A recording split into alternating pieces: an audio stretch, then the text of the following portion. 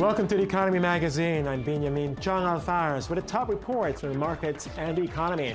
On today's show, climate change takes the spotlight in Copenhagen, and East Africa increasingly makes its mark on the global tech scene.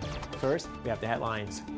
Republicans took control of Congress in Tuesday's midterm elections, leaving the Democrats without a majority in either chamber for the first time since 2006. The Republican victory boosted U.S. equities already in an upward trajectory, supported by strong corporate earnings and improving economic fundamentals. President Obama will be under pressure to negotiate with Republicans, a dynamic that could lead to deals involving taxes, trade, and energy. The economy was the top voter concern in the 2014 midterm campaigns, with an overwhelming majority describing economic conditions as poor or not so good. We were one of the first states to send a message to President Obama tonight that his policies were on the ballot today. And it can be heard loud and clear in the White House, I believe, that this president's agenda just isn't working for West Virginia. The EU lowered its economic forecast for the Eurozone as figures show a weaker economic recovery than previously expected. The European Commission cut its 2014 growth forecast to just 0.8% from the previous 1.2%, with 2015 chopped to 1.1% from 1.7%. France and Italy took center stage as the biggest problems for the struggling European economy. And as deflation and recession, combined with stubbornly high unemployment, continue to loom, the forecasts may renew global concerns about Europe's sluggish recovery from the euro debt crisis. There is no magic bullet. There is no simple answer. All member states need determined structural reforms, credible fiscal policies, and clear support to investment. Egypt is seeking billions of dollars in investment to upgrade its telecommunications infrastructure and attract multinationals and restore growth. Egypt's Communications and Information Technology Minister said Egypt needs investment of $5 to $6 billion to build broadband internet across the nation. Egypt also aspires to raise an additional $3 billion to build 7 technology parks it hopes would lure multinationals and provide employment.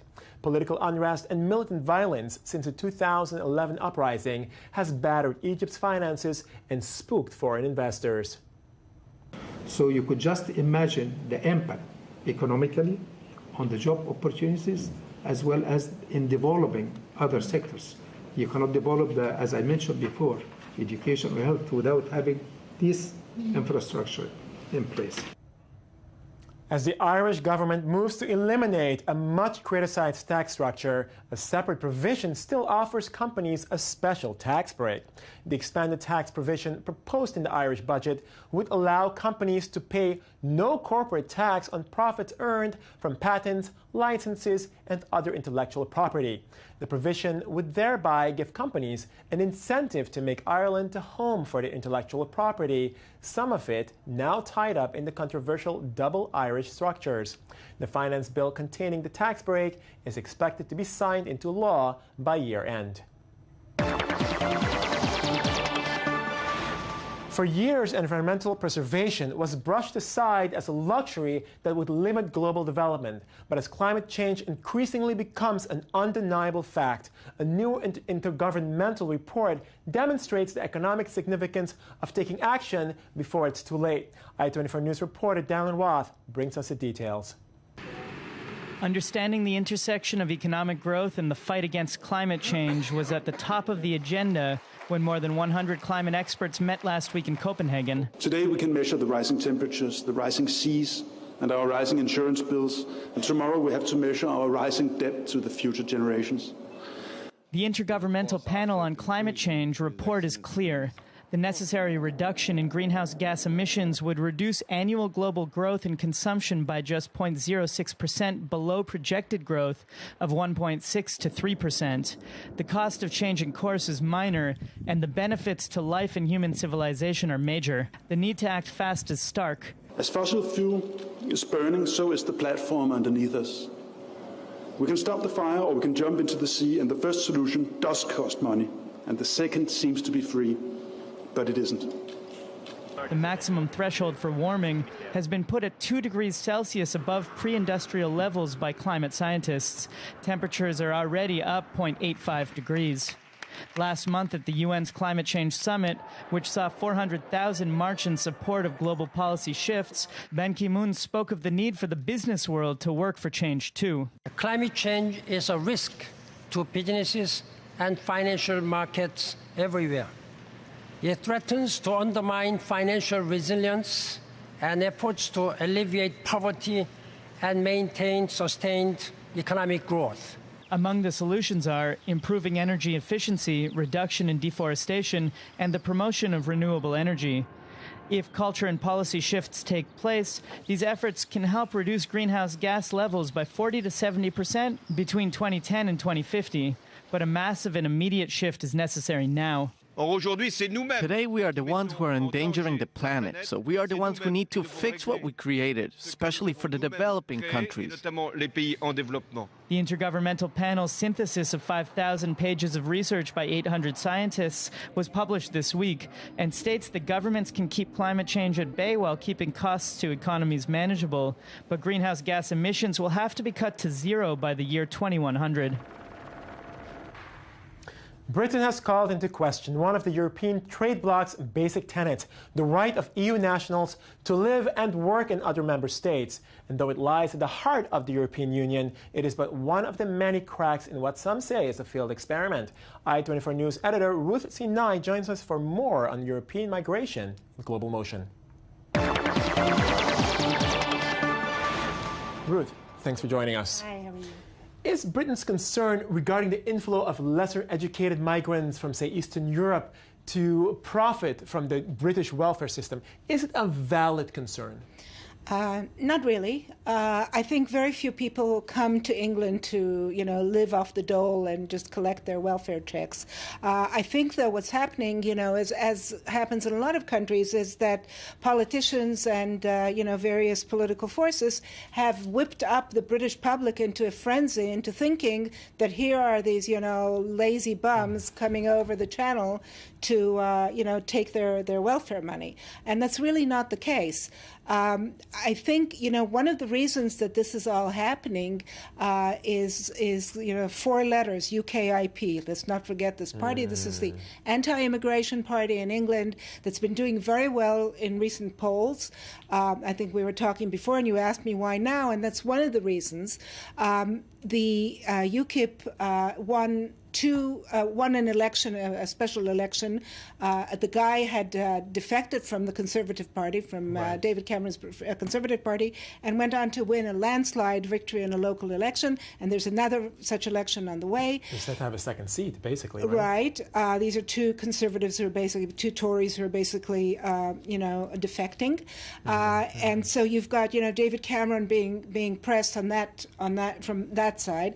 Then you've got this guy inside the Conservatives, Boris Johnson, the mayor of London, who is also planning to run on an anti-EU immigration ticket in elections. And then, of course, you have the May 7th elections next year, which Cameron may or may not win vis-a-vis Labour, Ed Miliband, who is in favour of the UK staying in the EU and is opposed to quotas on migrants, on labour migrants.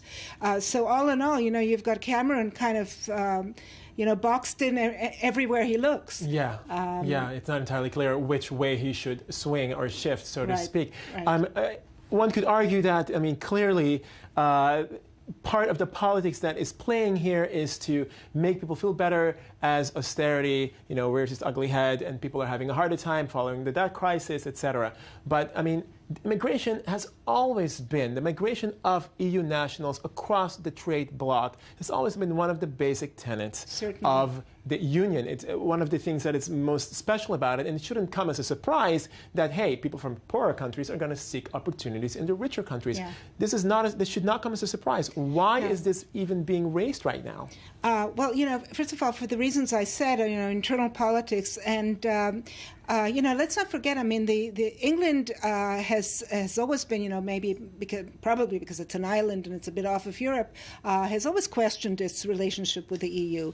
But as you said, and rightly so, and that's very interesting actually, is that the basic tenet is the single market, and to have a single market, you've got to have this flow of people and goods.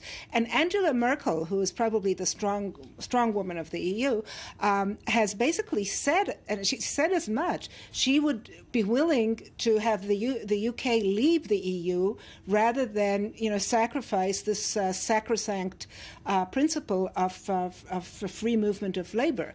I think that she feels so strongly about it, and you have to remember the UK is not the only country to where immigrants from poorer East European countries flow. I mean, all the wealthier West European states have had the same problem.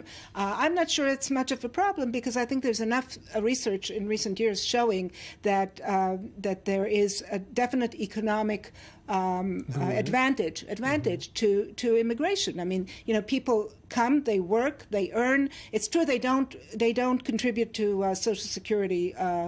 In the countries where they work, they contribute to Social Security back home. But essentially, the minute it's circular. I mean, these advantages basically do trickle down from the western side to the eastern side. And so I think all in all, I think conservatives would say it's sort of a knee-jerk liberal kind of response to say, no, you shouldn't cap immigration. Cameron is talking about capping it at 100,000 a year. Right. But I don't think it's a knee-jerk liberal thing. I think there really is enough research by now showing the advantages of immigration and of unskilled and skilled immigration. Right. Okay, well, ITV News editor Ruth Sinai, thanks for joining us on Global Motion. Sure. Thank you. Over to Africa. Ugandan-based tech startup Kola Studios built a hit with their latest app, Matatu, a popular card game that has over 60,000 downloads. Their success is the latest sign of the region's high-tech hopes as East Africa begins to make its mark on the global tech scene. Here's more. With a successful gaming app already under his belt, Jasper Onono has joined the growing ranks of East Africa's whiz kids, helping to propel the region into the tech spotlight. Matatu, a traditional two-player card game, has long been popular here in Uganda. But with the rapid growth of the smartphone market, in Kenya alone, 1 in 5 people access the web through their phones. Entrepreneurs like Jasper are building apps that cater to the needs of local markets. Matatu is a very popular two-card playing game in Uganda. It's actually the most popular game in Uganda right now. So the idea came up back in campus when we were attending a conference, and a thought just hit us that, why don't people have this game in their phones? Can we do this game?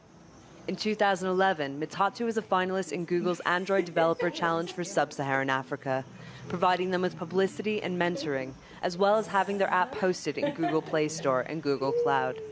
Now, with more than 60,000 downloads, Matatu's success is the latest sign of the region's high-tech hopes. I like having it on the phone because then I can play it anytime, and even when I'm alone, I don't need to have friends around or a group of people. I can just have it on my phone, play it anytime, anywhere, and it's fun. From the laying of fiber optic cables to popular mobile money systems, East Africa has experienced a dramatic tech hub boom, spurred on by collaborative workspaces such as Nairobi. And we're joined now by ITV News reporter Daniel Roth for a discussion of different reports in Media Watch. Daniel. How's it going? Good, fantastic. So I understand you have a little controversial story here regarding a French banker in Israel. Yeah, French-Israeli banker Thierry Len fell to his death on October 23rd from the a couple of weeks ago at the end of October from the 23rd floor. Wow.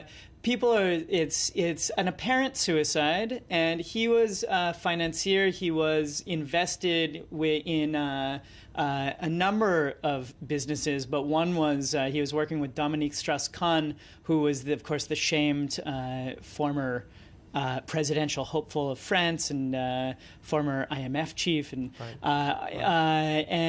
so there's a lot of controversy, a lot of questions surrounding what looks to be a suicide. There was a big fight between their investment, their firm and Swiss asset management firm.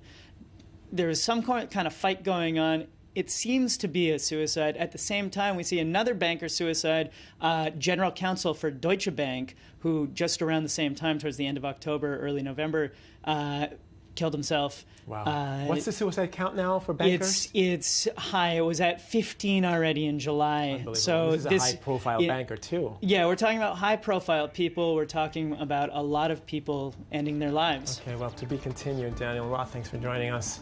That's the end of our Economy Magazine, your daily source for economic and financial reports at I-24 News. I'm Binyamin Tjong-Alvares.